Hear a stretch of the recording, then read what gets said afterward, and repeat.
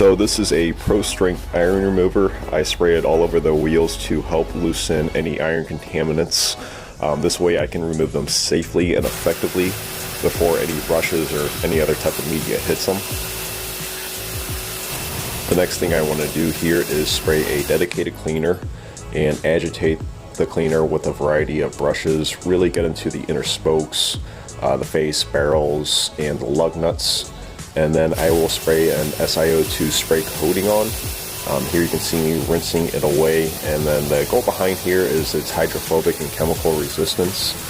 So in the winter time, the idea behind it is it will keep less of that salt, brine, anything like that from sticking on them.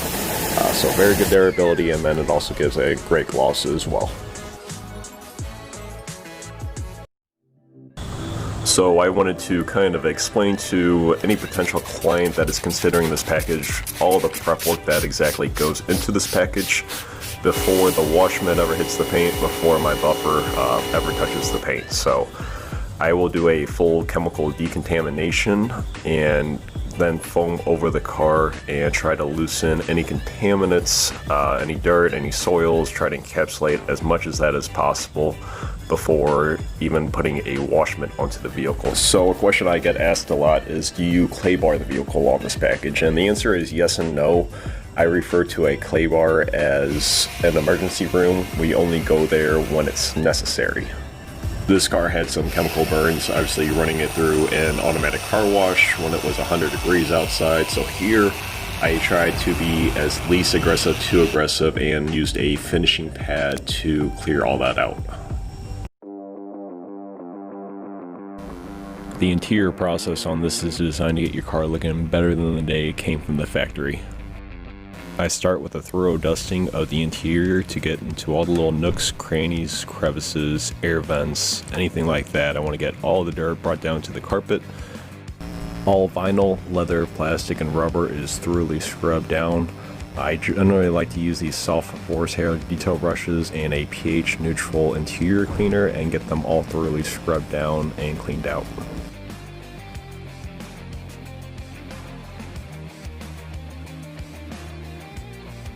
With leather seats, always make sure to get down into the creases and crevices, as that's generally where the grit is going to lie, and when that abrades with the leather, it can prematurely wear that out. The headliner is wiped down with a pH neutral shampoo to help clean it up and deodorize it. I'll then go around and condition all the vinyl, rubber, plastic, and leather. This leaves a matte finish with no oily or greasy residues. It keeps treated surfaces looking like new, prevents any fading and cracking, helps restore any lost color and luster. The anti-static effects help repel smudges, dust, soiling, and staining, and it has some very powerful UV blockers. On the carpets, I use a pH neutral shampoo and a variety of brushes and air tools to clean them up, get them as dry as possible. I never return carpets back wet at all, and it really gives that just detailed look and restores kind of that factory luster to the fibers. I use a 3-towel method on glass to get them completely clean and streak free. I take a sensitive approach to all the sensitive materials such as your infotainment system and nav screen and anything of that type of nature. Door jambs are always thoroughly cleaned out to give that just detailed look and feel.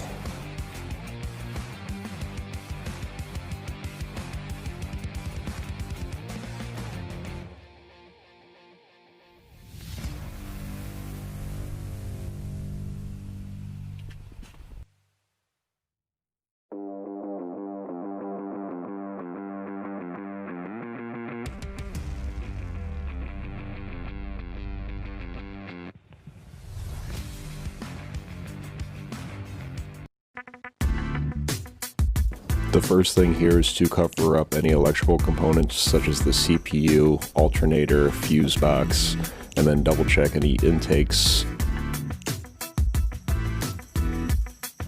I'll then go around and make a visual inspection, make sure everything's closed and sealed up real nice. I'll use a variety of brushes and some pH neutral car wash shampoo to gently agitate all the cracks, crevices, and all the covers.